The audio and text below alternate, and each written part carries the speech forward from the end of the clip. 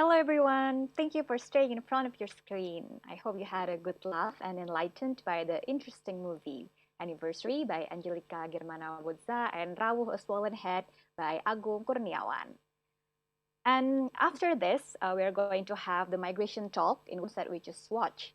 And for that, I would like to invite the audience to actively participate in the discussion by submitting your questions and comments through Facebook, YouTube, Instagram, and Twitter. Jadi untuk teman-teman yang setelah menonton film barusan, teman-teman bisa ikut berpartisipasi dalam diskusi dengan menuliskan pertanyaan serta komentar di kolom di Facebook, YouTube, Instagram, dan Twitter. Now, without further ado, I will invite our moderator for today, Ms. Shafira Ayunindia, who will lead the session. Kak Shafira, the time is yours.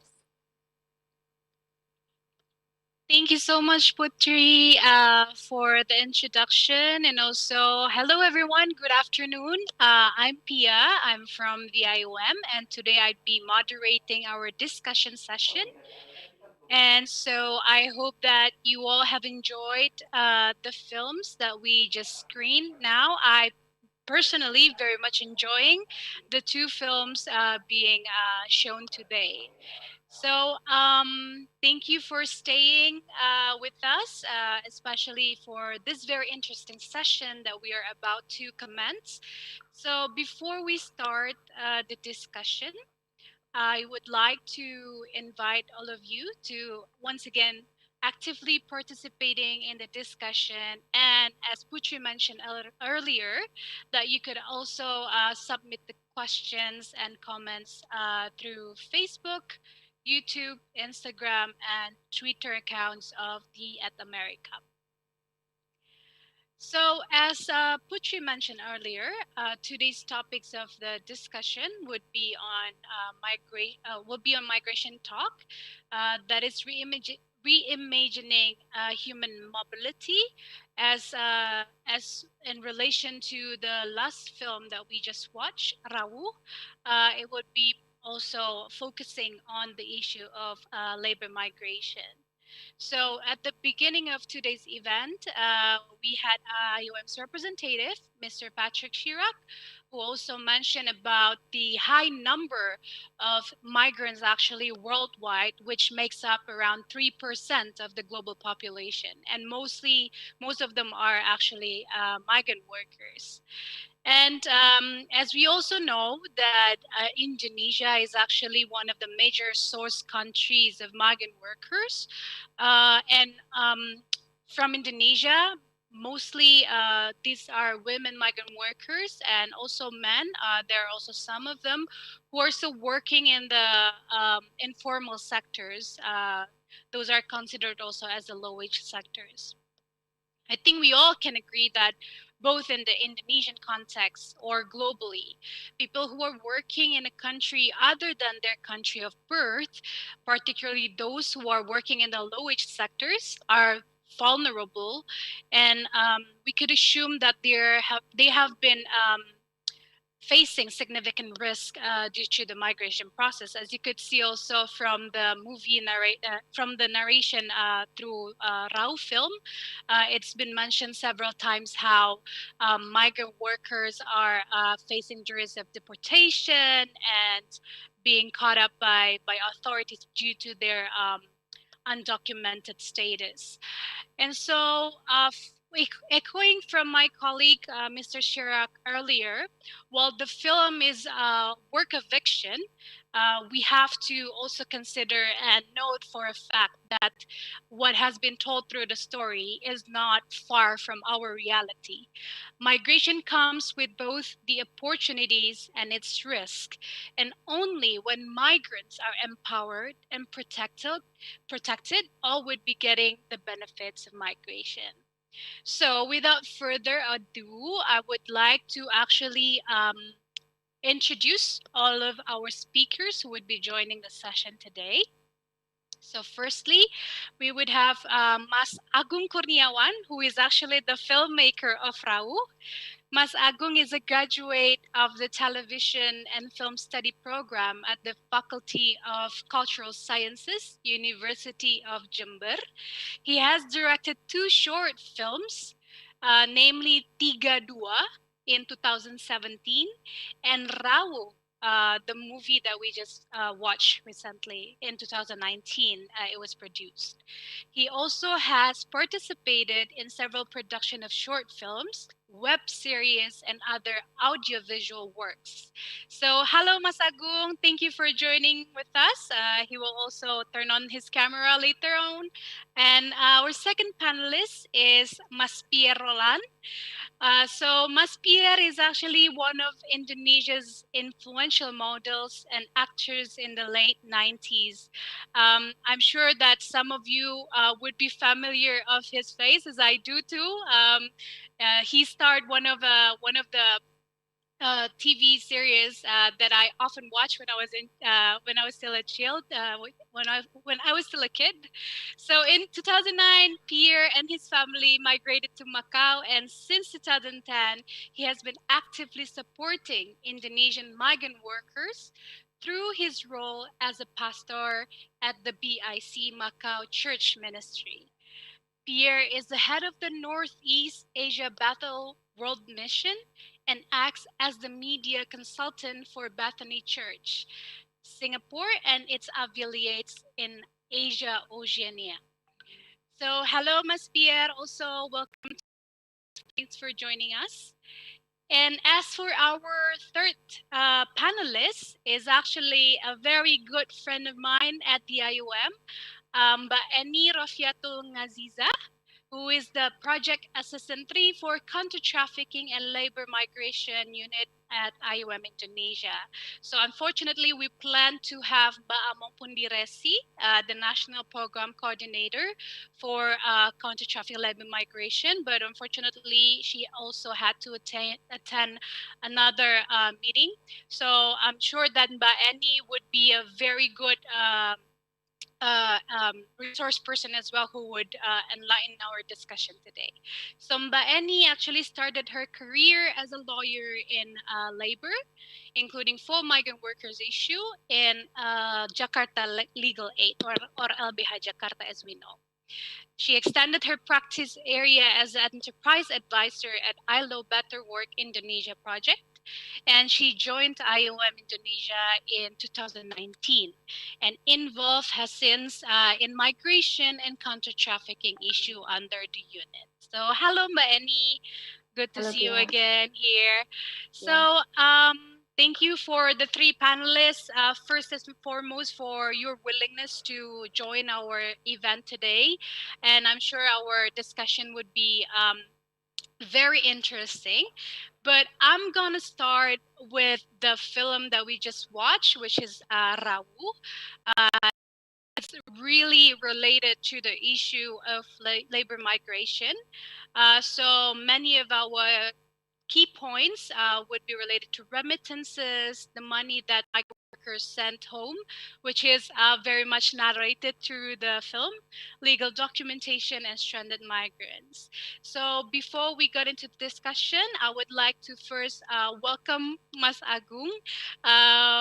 And with my first question, it's very much pertaining to our film, Mas Agung, to the film that we just watched, Rawu, which comes from the situation area where you grew up, dari Jember ya Mas ya, ceritanya. And you said that the people where you are from are mostly migrant workers, as been told through the story. And can you please tell us actually what is this issue being portrayed in the film are very much faced by the migrant workers and their families? Boleh diceritakan mungkin Mas, apakah tantangan-tantangan yang seringkali dihadapi oleh para pekerja migran dan juga keluarga mereka, apakah isu atau tantangan yang diceritakan lewat film yang Mas buat ini juga seringkali banyak dialami oleh para pekerja migran dan keluarga mereka? Silakan Mas Agung, saya berikan mikrofonnya kepada Mas Agung, boleh dinyalakan videonya. Ya. Terima kasih. Ya, terima kasih Mbak Pia. Selamat sore semuanya. Jadi film Rawu saya buat menceritakan tentang fenomena yang di tempat saya tinggal di Jember, Jawa Timur, di mana masyarakat di sana masih gimana masyarakat di sana melakukan pekerjaan menjadi, namun masih banyak mereka melakukannya dengan cara non prosedural. Jadi saya mengangkat isu tersebut lantas biar orang-orang di sekeliling saya bisa belajar setidaknya bahwa menjadi tenaga kerja imigran itu harus secara prosedural agar mereka di luar sana bisa secara kehidupannya di sana bisa terjamin begitu. Baik, terima kasih Mas Agung. Kalau boleh Mas Agung ceritakan juga nih, bagaimana sih sebenarnya masyarakat atau komunitas di Jember sendiri itu melihat fenomena migrasi tenaga kerja? Apakah mereka melihat hal ini sebagai sesuatu yang positif atau sesuatu yang beresiko, atau bahkan mereka ada juga yang berpandangan negatif tentang hal ini. So I'm asking, how is actually the community in Jember perceiving labor migration issue, whether they're seeing this as a positive thing or highly risky phenomenon or something that they perceive negatively. Thank you. Secara fenomena masyarakat Jember sebenarnya ketika berpandangan tentang tenaga kerja Indonesia ini sangat apa ya, menguntungkan bagi keluarga mereka, bahwa mereka nanti ketika kembali bisa mendapat pekerjaan yang terjamin dan value-nya didapat banyak. Namun mereka itu ketika berangkat tidak memperkirakan bahwa harus ada meluangkan waktu setidaknya dan uang mereka untuk mengurusi secara prosedural ketika mereka sebelum berangkat. Nah, mereka itu kebanyakan tidak mengetahui, bahkan ada yang acuh gitu. Begitu, Mbak Pia. Iya, baik. Terima kasih Mas Agung. Nih mungkin saya boleh beralih ke Mbak Eni ya. Mbak Eni, I may also refer to you. Actually, one of the issues that is being highlighted through the film, as Mas Agung also said earlier, is the issue of non-procedural or undocumented migrant workers. I saw also like in the film how migrant workers is perceiving negatively through the media when it says like TKI illegal or like illegal migrant workers, whereas we know that movements and migrating is actually part of the human rights that we should actually like respect, and no human beings could be regarded as illegal. There may be illegal channels or non-procedural channels undertaken by the migrant workers, but not to say that those who are undertaking that channels to be considered as an illegal human being. So, Mbak Eni, my question to you would be like, we know that the issue of non-procedural migration, it has been a long-standing issue in Indonesia for a very long time. I think this topic is never like really off the table since many years ago, and it's still like unresolved. So how do you think like Indonesia, may it be the government and the communities and even like the families, could actually help to improve or reduce the number of non-procedural migration to take place, but instead increasing the number of regular mobility or regular migration whenever migration is being chosen? Thank you, Mbak Eni. I give the microphone to you. Okay, thank you, Pia, for the question, and thank you, Mas Agung, for the great film. Actually, people knows or we knows that the notorious attempt when people hear the migration cost is known to be expensive, and migration itself takes a long process. What Mas Agung says previously, that people have to predict that the migration is not a short ways, not a short time to be happen. this caused the people choose to migrate irregularly rather than procedurally, because they believe that irregular channel or irregular migration could be cheaper and faster. Jember itself, mostly the migrant workers migrate to Singapore, Malaysia, and Hong Kong. And we know that in 2017, the government of Indonesia just passed the new regulation to migrate and protect the Indonesian migrant workers. The regulation also introduced the scheme of the migration, and the government also already passed the particular regulation to abolish the recruitment or placement fee. So it is a very good step to for our government to reduce the cost of migration, because in the new scheme of the migration, the employers pay principal and government pays is introduced. So based on IM research, that training and also the certification process takes approximately 15 until 50 until 60% of migration costs, and it will be no longer paid by the migrant workers. So by the new scheme of the migration and the coverage of the scheme also cover the domestic workers, plantation workers, and other vulnerable sectors. We hope together that the risk of migration can be reduced. Thank you, Mbak Annie. So those are like one of the means for to help like reducing the number of non-procedural migration. Yeah. Yes, Because by the new many of scheme.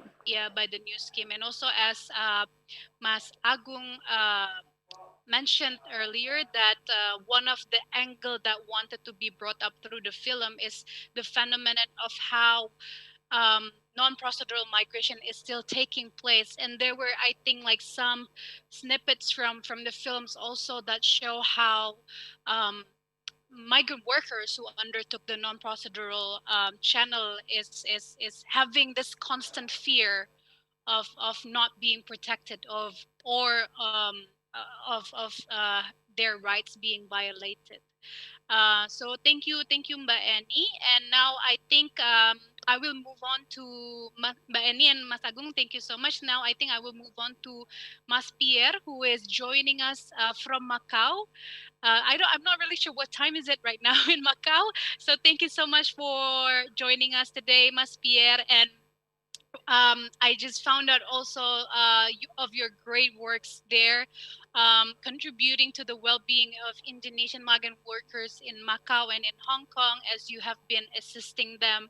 So can you just share us a brief of your experience and what kind of cases that you deal on a regular basis pertaining to the protection of migrant workers there? And if you could also let us know, like we are in this weird situation of the pandemic, which is very uncertain. And I'm sure that as Patrick, our representative, mentioned earlier, migrants is facing triple-fold risk and challenges as they could be how to say, like exposed to social economy and more protection challenges in times of this pandemic. So if you could also like share us about how do migrant workers deal or like face as of the challenges resulted from this COVID-19, the impact that they've been facing. Mas Pierre? Yes. If you're ready. Yes, thank you. Surely. Hi, Pia. Thank you so much. Hello. Well, anyway, hello, everyone. So good to be here today, So good to see you guys. So, yes, I'm back in Macau. So it's actually a little bit freezing, but everything is okay. So, yes, it's been a while that we've been here. And I want to congratulate you guys first for this film festival. It's so great, And today, I want also to give salutations to Mas Agung. Congratulations for the movies. Nice work. Thank you so much.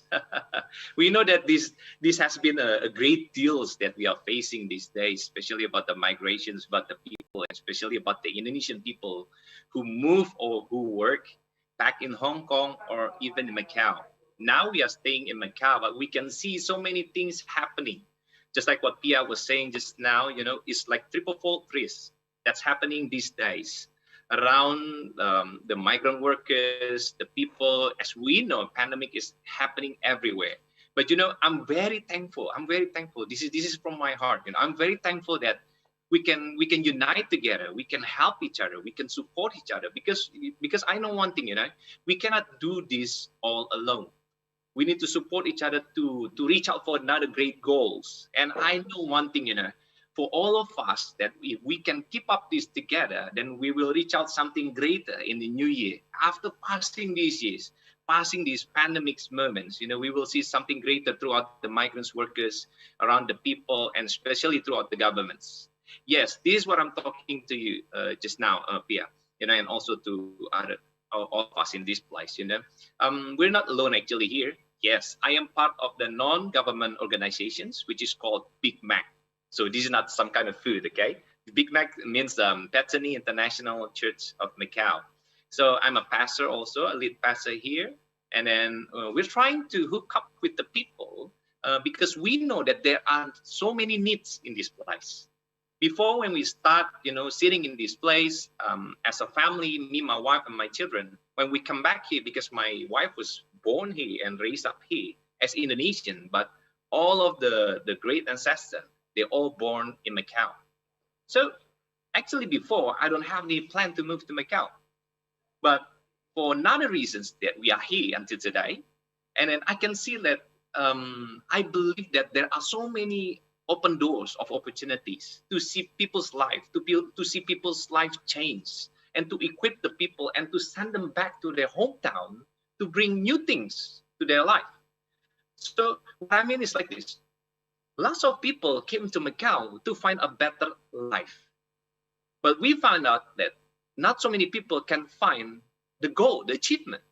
So what happened, they go back again to their places with so many problems, just like what Mas Agung was picturing us throughout the movies just now. We can see that there's so many problems happening, So what we can do here in this place when they come here is not only that they're just gonna get money or just have a good work, something like that. No, but we are equipping them. So yeah, so if it's okay with you guys, I will also share with you guys something also. So I mean, like, I believe that we are sharing the love these days to lots of people surrounding us. This is really important because why? Because we know one thing, if there is love, that if we can share something to the people, then the people can see something new inside of their life. For these past 10 years, we've been equipping the people. Yes, we have so many things, like we have events, we have film also, we have film screenings, we have worship nights, we have cooking class, we have makeup class, we have Zoom class, you name it. We're just trying to develop the people, because we know that some people, they come here with so many problems already. And do you know that actually that I'm trying to get some data straight away from the Consulate General of Indonesia, and they have been so great help for us. And even we have been connected with some of the organizations, which is Indonesian organizations here in Macau.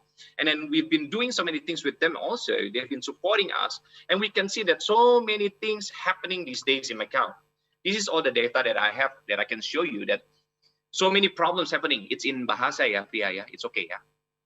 This is the reports from the Indonesians who stays in Macau and in Hong Kong. So many people had so many problems, as you can see there. So many problems with the migrations, with the legals, perhaps, yeah, like all kinds of things, even criminals and stuff like that. But we know one thing also, in 56% of those things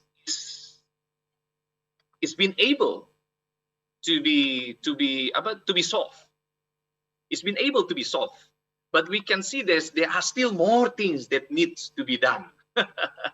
More things needs to be done. So that's why I'm so excited when I hear that we have this platform, to talk to the people at America with the IOM getting together, because these days I can see that lots of those people, not only that they have problems, but some of them, they bring problems.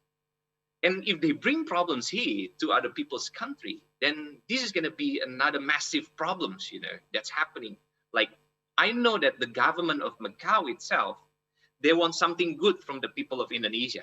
And we can see that how the workers of Indonesia, when they work here, lots of them came from working in the house as the house assistants, and some of them professionals, which is hospitality industry throughout the hotels, the tourism, and all of those. And then some of them is actually we have so many families. We have students in Indonesia as well. So we start getting more people, connected to more people, but we can see that problems is not stopping. So what do we do? So we try to connect these people, and then we start saying to them like this: hey, you know what? If we just stay alone, like you do what you want to do, I will do what I want to do, then we will never settle the problem. So this is what we do these days. We start hook up with the people. We start hook up with the professionals, especially those people who get hired by the great company, because we have so many big American company here in Macau. And then they start equipping the local people. I mean, like the Indonesian people who works here, the sisters, just like what I show you just now, throughout the workshops, throughout the classes, throughout even like daily basis, speaking, give encouragement, lots of things. And this is major things. Because why? Because we start doing things together. And then I can show you some of the things that we do. Okay, is it okay, Vijay? Okay, this is some of the stuff that actually that we do, and also the government of Indonesia, but he is doing, especially with the legislation that we have in Macau as well. Like this pandemic moment, we are distributing the masks that they need, for the people, surrounding peoples, and then also. As you can see, lots of people wants to go back home to Indonesia, or got cut off, got laid off, got cut off the contract. And then we start helping them, to have the way, especially get connected with the government of Hong Kong, bring them back home safely to Indonesia, go back to their homeland. As you can see, the numbers there's like 2,800 people, including 274 people from Macau. And then so many things. And then we also give out packets of food, of anything, that we can share to the people. So this is what I'm talking about. Migration is talking about love the people. Migration is talking about how we can help and develop and make them a better people. Instead of they back home with so many problems, but they went back home with so many goodness. So they can develop their own places, their own, perhaps they come from a small village or small town, they can do something, they become part of it. Like these few months, we've been collecting some small amount of money. Do you know that? We're just collecting like 1,000 Hong Kong dollars a week. Do you know how much is 1,000 Hong Kong dollars a week? 1,000 Hong Kong dollars a week is not even 2 million rupiah. Nggak sampai 2 juta rupiah. So, where do we get this money? Simple. This is what we say about small distribution, but big impact and effective. What do? We save up our bubble tea money, if you know what I'm saying. Some people, we spend like $20, like 25,000, 35,000 to buy some drinks, like the milk and stuff like that. But these days, we tell the people, hey, come on, we save up some $20 each day or each week. And then what we can gather is every time we get to $1,000, we start buying some food, we start sending to the people, and it's amazing, we can see that how people start connecting to other people by helping and give them some hopes and stuff like that. I know that this is not only this, but we are hoping for new things also happening in front of us, like also helping the people to get the proper shelter, and also people to get paid properly, especially the Indonesian, to get paid properly, not underpaid, but what they deserve, they will receive. And then also these things have been happening these days, and then we can see that so many people is having not an easy time. But if we can get connect together, and we support each other, I mean, like we can have great impact in goodness. So that's what I can share with you, Pia, sharing the love with the people. Thank you so much, Mas Pierre. It's so good to hear about all this very good and positive stuff that you are doing. Congratulations, and thank you so much for your presence there and your commitment to the cause, you and the colleagues there. It's so relieving to hear that our brothers and sisters are having reliable people like you, like in the destination countries, away from their hometown, away from their families. So at least that sense that you were saying, that sense of togetherness, something that could be offered and could be cultivated throughout the community. It's so great to hear about it. And you also emphasized about how it's important to really like building the, how to say, like the dreams among these migrant workers, like not getting them like stuck in the things that they're doing right now, but also helping them with skills development and trying to expand their knowledge and skills. And so probably I would like to then ask Annie if you have any Yeah. comments on this also. This Mas Pierre has been very great explaining about how migration is very well connected to development, not only in the destination country, but also the potential it could bring to our community back home, not only at the household level, but also to the overall development of the community. So if you could explain how does like migration is very linking to this development aspect. Okay. Thank you. Yeah. Thank you, Pia. Thank you, Mas Pia, for the information. Menarik sekali. It is so interesting with your activity you conducted in Hong Kong to build network, to provide shelter and also financial assistance to the migrant community at there. We have to acknowledge that migration not only give the benefit to the destination country, but also us as the sourcing country or origin country. In 2000, at least 11 billion USD, or almost 2% of our GDP is from the remittance of our migrant workers who migrate worldwide. So we cannot give our care or our concern or ignorance to the well-being and the protection of our migrant workers. I understand that the positive impact of the remittance itself. However, I'm really interested to the scene when the Zainus father mock the sapi owner. I forgot the name. That why you have to send your son to the education, to the university, and send them to the university cannot give you a big money. This scene is really. It is really relevant until now, because in 2014, if I'm not mistaken, Smeru Research Institute also conduct a research in the community sourcing of the migrant workers community, and only 0% of the remittance is used for education purpose. They use the remittance to pay the loan, to buy the farmyard, and buying electronics. That's why we have to. We see that the poverty line, poverty circle is still happen now, because the financial literacy of the not only the migrant workers itself, but also the family is not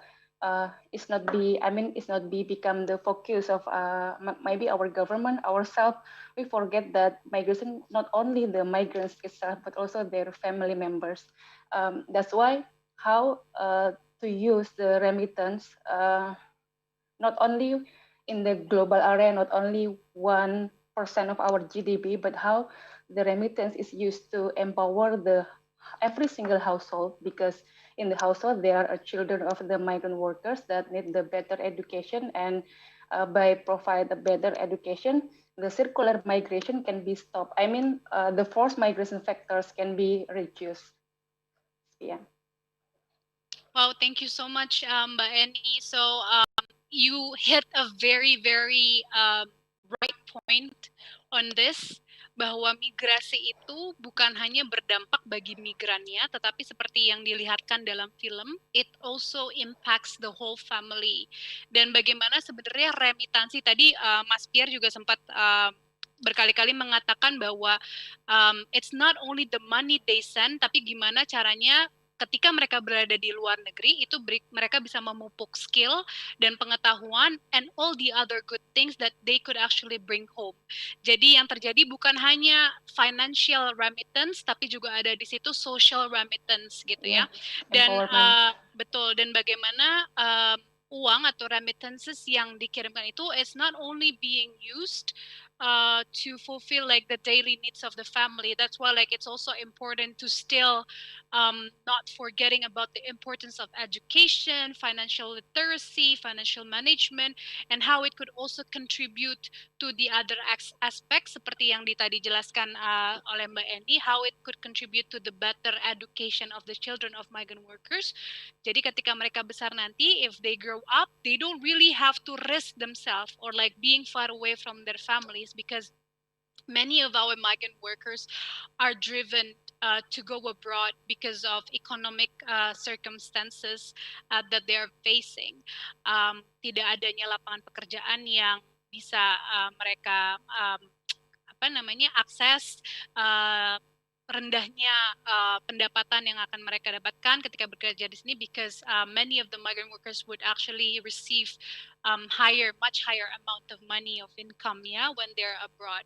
And so I was actually going to ask you one thing about the Global Compact for Safe, Regular, and Orderly Migration, which is actually a global compact atau kerjasama internasional yang disepakati oleh negara-negara to focus on migration governance. But probably we could save that question for later, Mbak Eni, so we could actually give the opportunity, kesempatan buat kawan-kawan yang join dengan kita secara online, dan kawan-kawan yang ingin bertanya silakan untuk masukkan kembali mengingatkan, silakan untuk memasukkan pertanyaannya di dalam kolom chat Facebook, kolom komen di Facebook, YouTube, Twitter, atau Instagram, dan pertanyaannya boleh dalam bahasa Indonesia ya.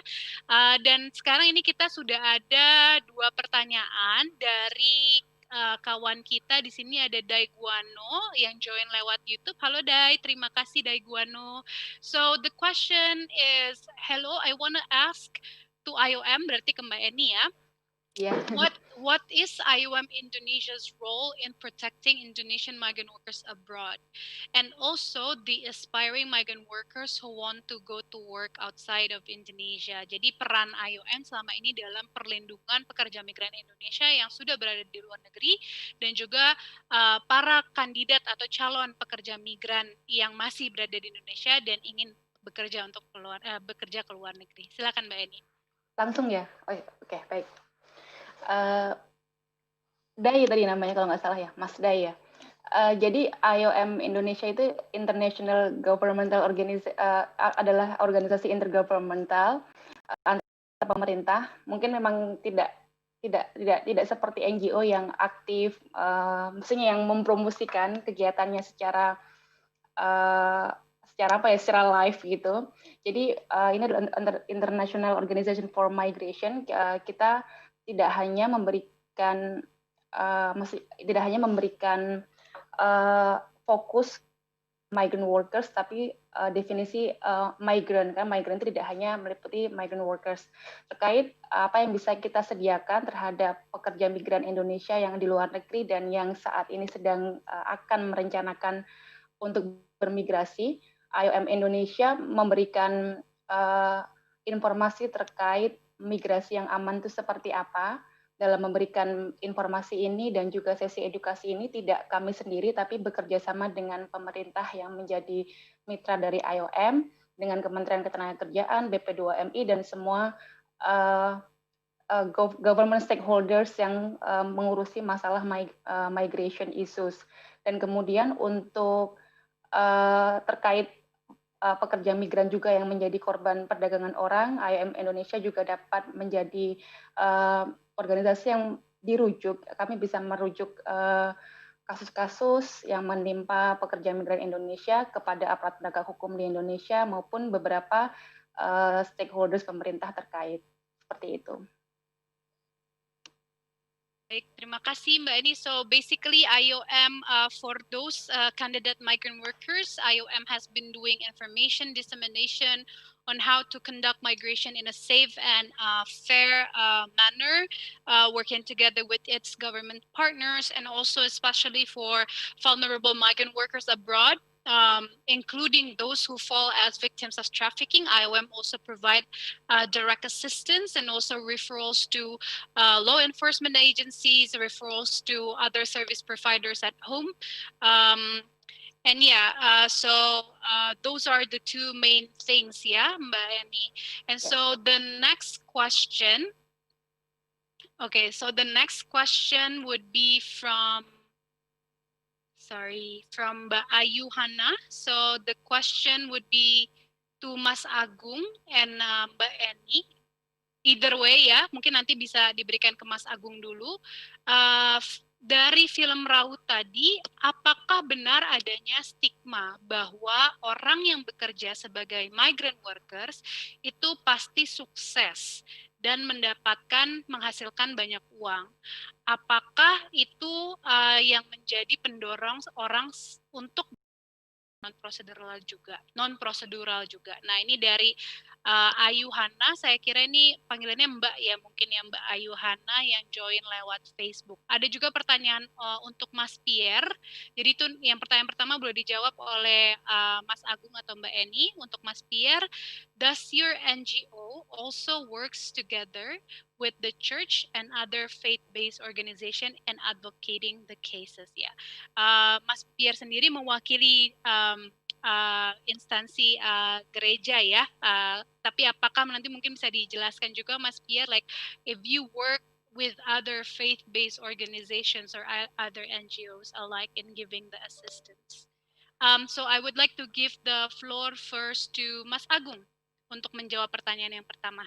Silakan. Ya, terima kasih untuk Mbak Ayu tadi yang memberi pertanyaan bahwa apakah stigma mengenai orang yang berangkat bekerja menjadi imigran akan pulang membawa sebuah kesuksesan. Itu benar-benar terjadi sebenarnya. Bahwa di lingkungan orang-orang di sekitar saya tinggal itu, bahwa siapapun yang ketika dia bekerja jauh, pasti dia itu mendapat stigma terutama di tetangganya ataupun sanak saudaranya, pasti dia ketika pulang akan menjadi sukses, hingga menjadi tuntutan secara personal terhadap setiap orang-orang yang melakukan kerja di luar, baik di luar negeri ataupun di luar pulau. Begitu.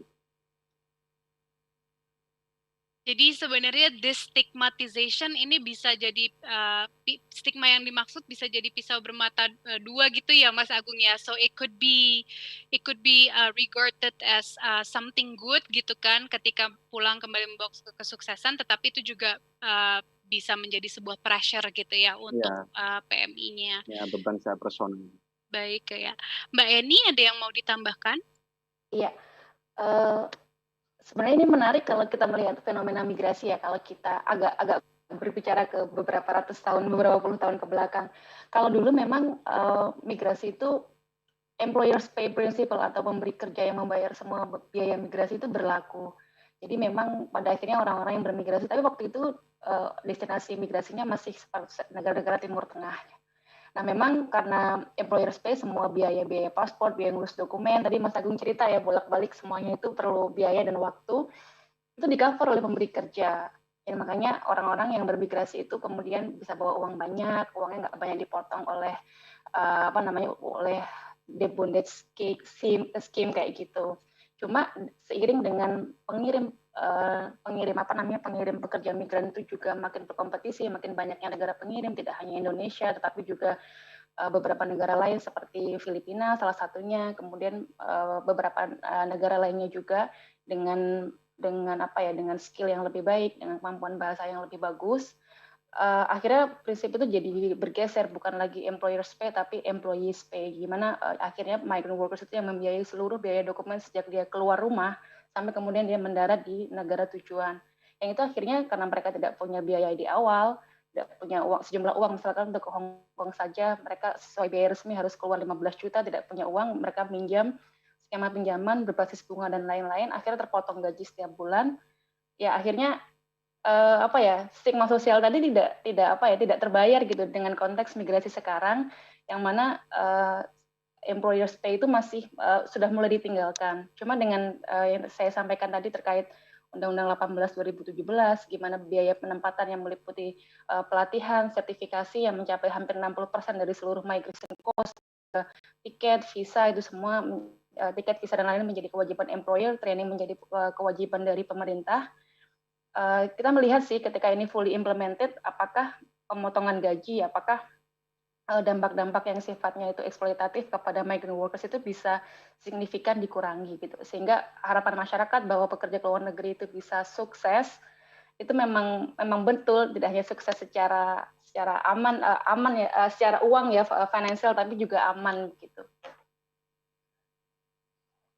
Baik, terima kasih Mbak Eni. Jadi mungkin untuk menginformasikan juga, to inform that there is a new regulation issued by the government on the abolishment of the recruitment fee, which hopefully could help lowering the number of non-procedural migration being taken place, because one of the factors of why non-procedural migration is very flourishing is because of the high fee imposed to the migrant workers. So hopefully this would work effectively, and I'm sure that there still needs to be like some other homeworks to be carried forward, such as like the stringent monitoring over how this regulations being implemented in the society.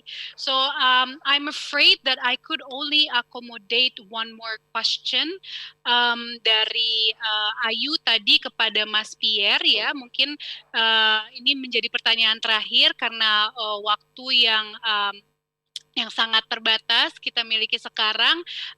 Nanti mungkin ke depannya we could actually discuss further in any other occasions. There are several incoming questions actually. Unfortunately, this could be answered later. So I would like to give the floor to Mas Pierre about the question asked by Ayu earlier, if you work together with other NGOs or church or any other faith-based organizations in Macau. Yes, please go ahead, Mas Pierre. Terima kasih, Mbak Pia. Oke, saya akan answer in Indonesian, okay? So, memang betul sekali pertanyaan tadi dari Mbak Ayu Hana, kita harus bekerja sama. Itu tadi mungkin yang tadi saya mention sedikit ya. Karena total sendiri di Macau sendiri dan di Hong Kong, untuk jumlah itu TNI atau orang-orang Indonesia yang ada di sini ya, itu menurut daftar pemilih tetap pada Pilpres terakhir jumlahnya sekitar 180.000 dan 232. Berarti itu cukup banyak sekali. Dan di Macau sendiri ada sekitar 6.000.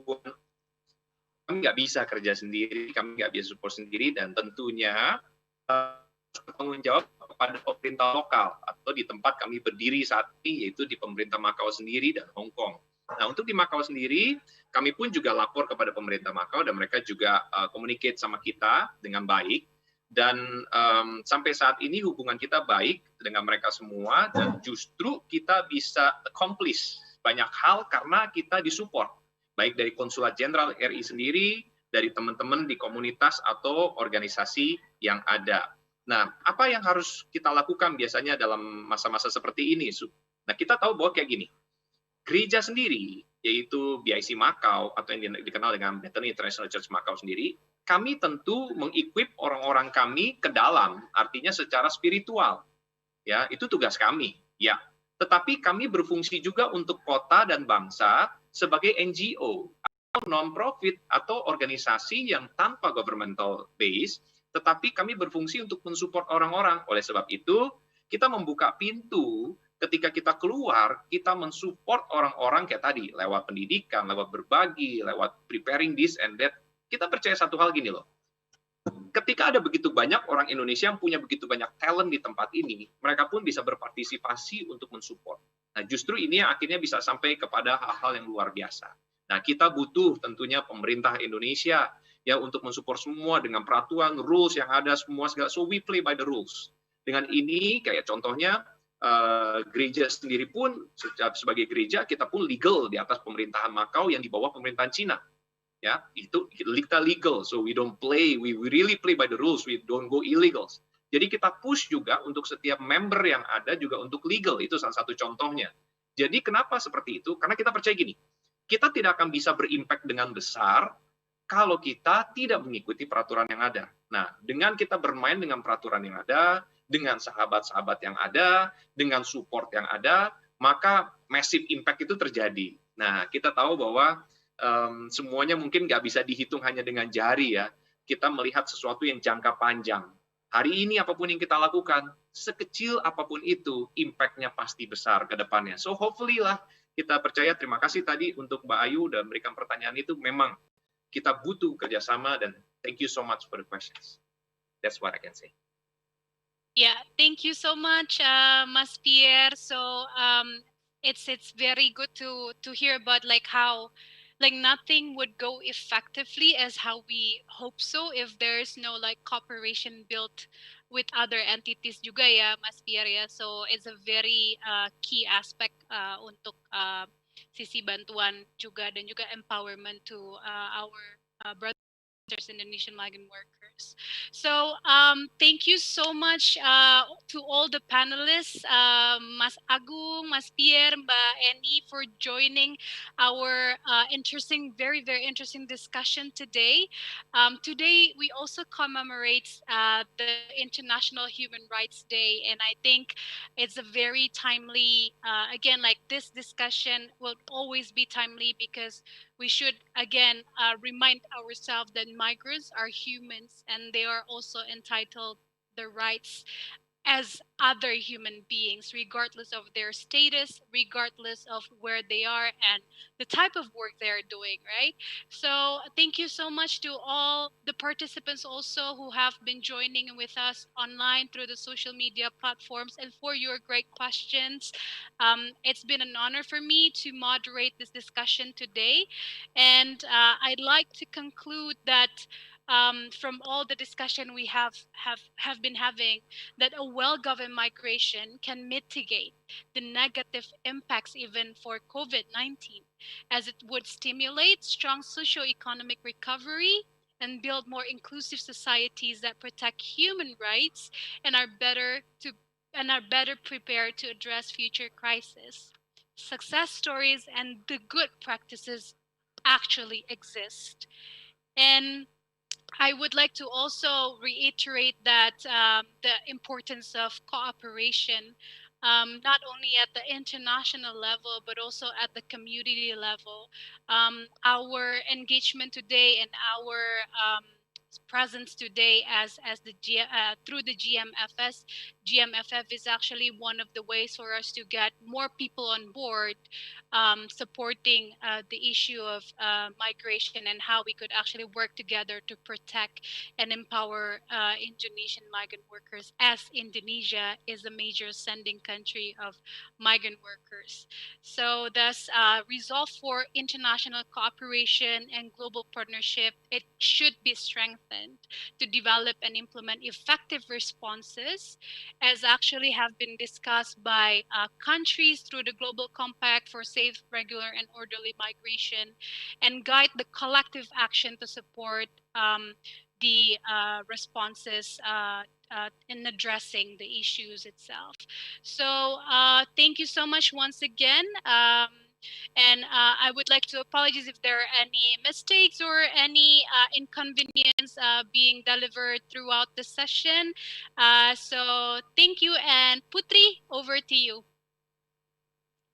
Thank you, Kashafira, and thank you also for our great speakers for the very interesting discussion. And I would like to say thank you also to the audience. Thank you for staying until the end of today's program.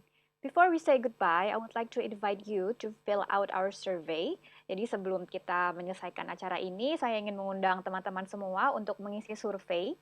Please go to bit.ly/surveygmff2020, all in capital.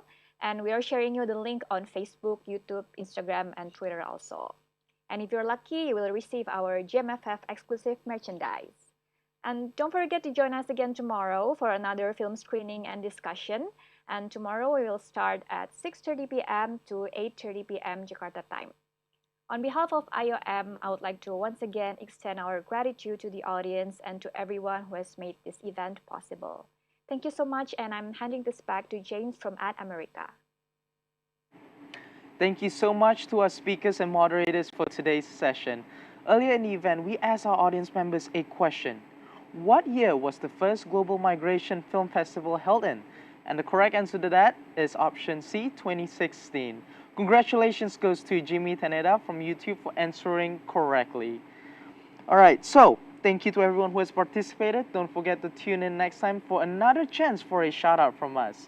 Now, you may be wondering, how could I develop an awesome idea for a place like this? It's easy. All you need to do is go to our website at www.atamerica.or.id, select create a program, and click collaborate with us. All event proposals coming to us will be reviewed, and your event might be featured here soon. You can also subscribe to our newsletter for all our weekly updates. That wraps this episode. It's been fun, but we have to say goodbye for now. Follow our Twitter, Facebook, and Instagram at @ATAmerica for all our fun contents, event updates, and so much more.